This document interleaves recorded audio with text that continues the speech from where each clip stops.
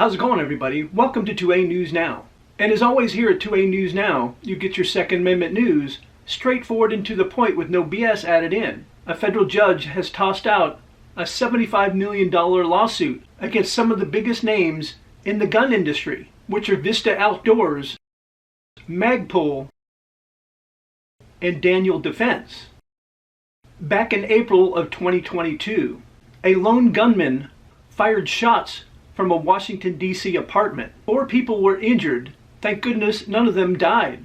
And then the shooter turned the gun on himself. One of the victims of the shooting, Karen Lowey, she lawyered up, and they decided to sue Magpul, Vista Outdoors, and Defense for $75 million. Her lawsuit claimed that those companies deceptively and unfairly marketed their assault rifles, rifle accessories, and ammunition in ways designed to appeal to the impulsive, risk-taking tendencies of civilian adolescent and post-adolescent males. The same category of consumers defendants have watched time after time commit the type of mass pew-pewing that unfolded again at the Edmund Burke School.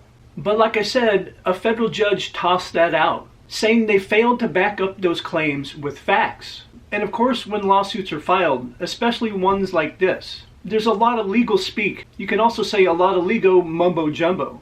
And I'll just tell you a little bit of it, because there was a lot to go over. It says here a third party bridges the alleged causal chain between defendants' conduct and plaintiff's injury. At the beginning of the alleged causal chain, defendants marketed their weapons and weapons accessories to potential consumers in Virginia, where the shooter resided at. At the end, shooter injured plaintiffs by firing at an elementary school.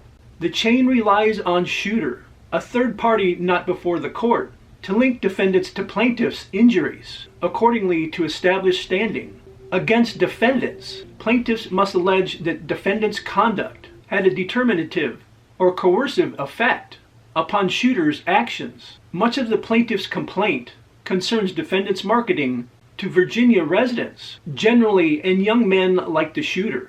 And the judge ruled that these allegations fail for 2 reasons. And once again, his reasons are very long-winded, but I'll break it down for you. Such in this case here, no factual allegations in the complaint support the conclusion that the shooter relied on defendants' marketing. The plaint does not suggest defendants control such evidence of shooter's reliance, and does more than speculate that shooter, like other young men in Virginia, observed defendants' advertisements without more support. These pleadings fail to raise plaintiff's right to relief above the speculative level and can proceed no further. And the second reason the judge tossed out the case, and I'll shorten this down as well. Viewed most optimistically, plaintiffs allege that shooter relied on defendants' advertisements when choosing to purchase defendants' products. The court cannot transform that allegation into an allegation that defendants' marketing had a determinative or coercive effect on shooter's decision to shoot at plaintiffs. And there was talk earlier about causal chain, and the judge said at one of the end of the paragraphs, in circumstances that show a clear break in the causal chain, this complaint, however, fails to make that allegation. Maybe defendants' advertising coerce shooter to purchase defendants' products, and that allegation discussed above is speculative, but absent in any allegation that defendants' advertising coerced shooter to attack the elementary school. Without that allegation, plaintiff's alleged causal chain is incomplete, and plaintiffs lack standing against these defendants. And Judge Claude Hilton also went on to say that even if they had been able to show evidence that the shooter was motivated to shoot people because he saw a gun advertisement, the Protection of Lawful Commerce in Arms Act would have precluded the case from going forward. Biden and all the other gun-hating pieces of crap out there try to say that the gun industry is the only industry that can't be sued for wrongdoing. And that's absolutely not true. It's one of the biggest lies they perpetuate.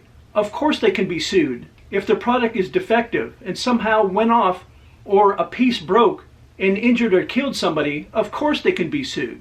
But the PLCAA is in place to stop frivolous lawsuits from trying to bankrupt these companies who sell legal products in the United States and sell them legally. And it's horrible that people got injured. And like I said, thank God nobody was killed. But trying to blame Magpul, Vista Outdoors, and Daniel Defense for the shooter's actions is absolutely ridiculous. The only person to blame is the shooter himself.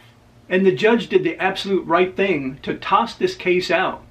And there needs to be more judges out there like this that follow the Constitution. Let me know what you think about the judge's decision in the comment section down below.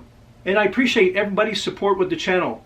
You guys are always crushing it by liking, sharing, and subscribing and hitting those post notifications. And I'm very grateful that you do so. And I invite everybody to come back and watch my next video.